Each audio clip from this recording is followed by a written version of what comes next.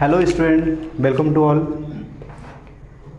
आज हम देखेंगे क्लास 10th मैथ्स का प्रश्नावली 5.2 है। इसका पहला क्वेश्चन देखते हैं।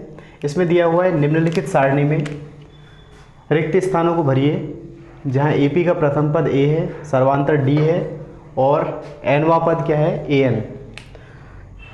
इसमें जो क्वेश्चन है वो सारणी के रूप में दिया हुआ है। जो सबसे पहला क्वेश्चन है इसमें वो क्या है, A का मान 7 दिया हुआ है, मतलब प्रथम पद 7 है, सर्वांतर D का मान दिया है 3, N का मान है 8 और AN का मान निकालना है अपने को। तो इसको सॉल्व करते हैं।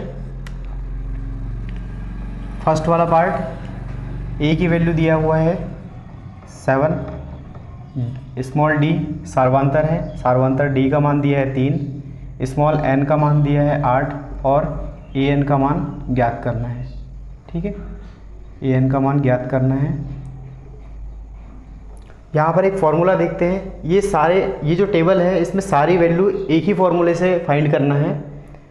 जो फॉर्मूला होता है AN की value, AN is equal to A plus n-1 into D। ठीक है, तो एक फॉर्मूला होता है AN is equal to A plus n-1 into D। यहाँ पर क्या क्या होता है, AN जो है वो nवां पद है, A प्रथम पद है, N पदों की संख्या और D है सर्वांतर। ठीक है, यहाँ पर जो दी गई वैल्यू है ये पुट करते हैं। AN की वैल्यू तो फाइंड करना है, A का मान 7 है, N की वैल्यू कितनी है 8 माइनस 1। ठीक है, और D है सर्वांतर 3। इसको सॉल्व करते हैं। 7 प्लस हो जाएगा 7 इंटू 3 और ये हो जाएगा 7 प्लस 7 इंटू 3 हो जाएगा 21 और ये आ जाएगा 28। तो AN की वैल्यू यहाँ से मिल गई है 28। ठीक है, तो यहाँ फिल करते जाते हैं। AN की वैल्यू है 28। ठीक है, सेकंड क्वेश्चन देखते हैं। सेकंड क्वेश्चन क्या है, A की वैल्यू है माइनस का 18, D की वैल्यू फाइंड करनी है, D का मान ज्ञात करना है हमें। स्मॉल n का मान दिया हुआ है कितना 10 और AN का मान दिया हुआ है 0। ठीक है, तो यहाँ फॉर्मूला होता है AN is equal to A plus n-1 into D। Value put करते हैं। AN की वैल्यू दिया हुआ है यहाँ पे 0 है, A क्या है प्रथम पद है और प्रथम पद का मान दिया है माइनस का 18 प्लस n-1 मतलब 10 माइनस 1 और इंटू D की वैल्यू फाइंड करना है, ज्ञात करना है D का मान। यहाँ पर देखते हैं 18 को यदि इधर पक्षांतर करेंगे तो ये माइनस का 18 है तो प्लस का 18 हो जाएगा और यहाँ पर 10 माइनस 1 9 इंटू D। 9 को इधर पक्षांतर करेंगे तो 18/9 हो जाएगा इज इक्वल टू D। तो D का मान कितना निकल के आ जाएगा, यहाँ से D का मान आ जाएगा 2। ठीक है, तो यहाँ फिल कर देते हैं। D की वैल्यू जो है ये 2 है। उसके बाद थर्ड क्वेश्चन, ये फर्स्ट हो गया, ये सेकंड हो गया। थर्ड क्वेश्चन देखते हैं। थर्ड क्वेश्चन क्या है, इसमें दिया हुआ है A का मान निकालना है, A का मान ज्ञात करना है। D का मान दिया है सर्वांतर, D का मान माइनस का 3 है। उसके बाद N का मान दिया हुआ है कितना 18 और AN का मान दिया है माइनस का 5। ठीक है, चलिए इसको सॉल्व करते हैं। फॉर्मूला है AN is equal to A plus n-1 into D। AN की वैल्यू कितनी है -5, A की वैल्यू नहीं पता है, ये ज्ञात करना है, प्लस N की वैल्यू कितनी है 18 माइनस का 1 और D की वैल्यू है -3। यहाँ से आगे देखते हैं। A प्लस 18 माइनस 1 17 हो जाएगा, 17 इंटू -3 तो यहाँ पर हो जाएगा A माइनस, ये -5 वैसे ही रहेगा, यहाँ पर हो जाएगा -51। ठीक है, इसको पक्षांतर करते हैं इधर तो ये प्लस का 15 हो जाएगा, माइनस का 15 है, पक्षांतर होने के बाद में प्लस का 15 -5 इज इक्वल टू A। तो A की वैल्यू यहाँ से निकल के आएगी कितनी, 51 में से 5 को माइनस कर देंगे तो 46 हो जाएगा। तो ए की वैल्यू यहाँ से आ गई है 46, ठीक है। 51 माइनस 5 करेंगे 46 मिलेगा। तो ए मतलब प्रथम पद का मान आ गया है 46।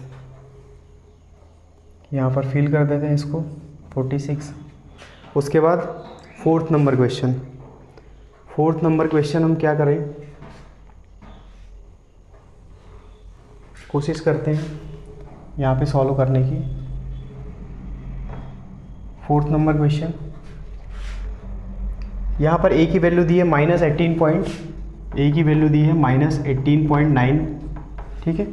उसके बाद डी की वैल्यू है, स्मॉल डी की वैल्यू है कितनी 2.5। उसके बाद स्मॉल एन की वैल्यू नहीं पता है, और ए एन की वैल्यू कितनी है, ए एन की वैल्यू है 3.6, ठीक है। चलिए अब आगे देखते हैं ए एन की वैल्यू। ए एन का एक फॉर्मूला होता है a + n-1 × d।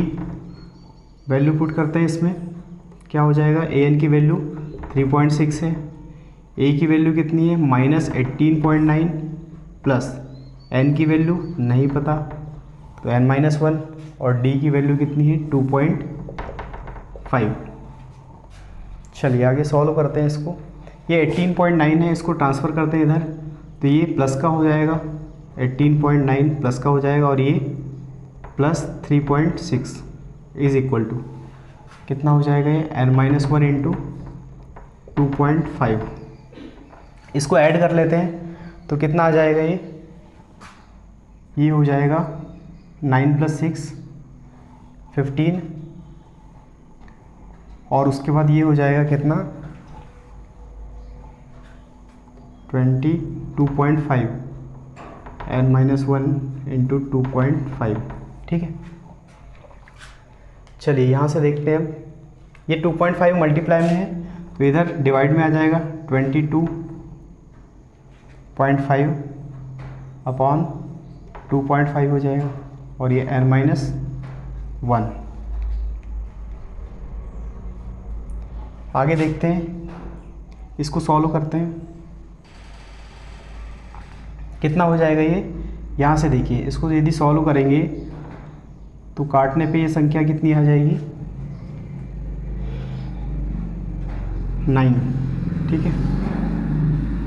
तो यहाँ देखते हैं 9 = n-1, और n की वैल्यू कितनी हो जाएगी 9 + 1, तो यहाँ से निकल के आएगा n का मान 9 + 1 10 हो जाएगा इसका मान। इसको यहाँ पर फिल कर देते हैं 10। चलो लास्ट क्वेश्चन देखते हैं इसका, 5th नंबर, 5वां नंबर क्वेश्चन। ए की वैल्यू है 3.5, ए की वैल्यू है 3.5। उसके बाद डी की वैल्यू है कितनी 0, डी की वैल्यू 0 है, एन की वैल्यू है 105, ठीक है। और ए एन की वैल्यू निकालना है, ए एन की वैल्यू अपने को ज्ञात करना है। फॉर्मूला देखते हैं, A N = a + n-1 × d। A N की वैल्यू फाइंड करना है, ए का मान कितना दिया है 3.5 है, प्लस एन की वैल्यू है 105 - 1 × d की वैल्यू 0। यहाँ पर देखिए ये 0 है ना, 0 से किसी का भी मल्टीप्लाई करेंगे, कोई भी संख्या से मल्टीप्लाई करेंगे तो इसकी वैल्यू 0 ही आएगी। तो यहाँ पर ये पूरा का पूरा मान 0 हो जाएगा, तो इसको छोड़ देते हैं, या फिर लिख सकते हैं 3.5 + 105 - 1 104 × 0, ये पूरा का पूरा मान 0 हो जाएगा। तो ए एन की वैल्यू कितनी आ जाएगी यहाँ पे, मतलब इसका जो nवां पद है ये 3.5 हो जाएगा। तो यहाँ पर आ जाएगी वैल्यू 3.5, ठीक है। तो यहाँ से सभी के लिए एक चीज़ कॉमन है, क्या कॉमन है, ये फॉर्मूला कॉमन है। n पदों का योग का फॉर्मूला होता है an = a + n-1 × d, ठीक है। यहाँ पर भी ये फॉर्मूला है। तो इसी फॉर्मूले से सारे क्वेश्चन बने हुए हैं। चलिए इसको नोट कर लीजिए, फिर आगे देखते हैं इसके बाद क्वेश्चन नंबर 2।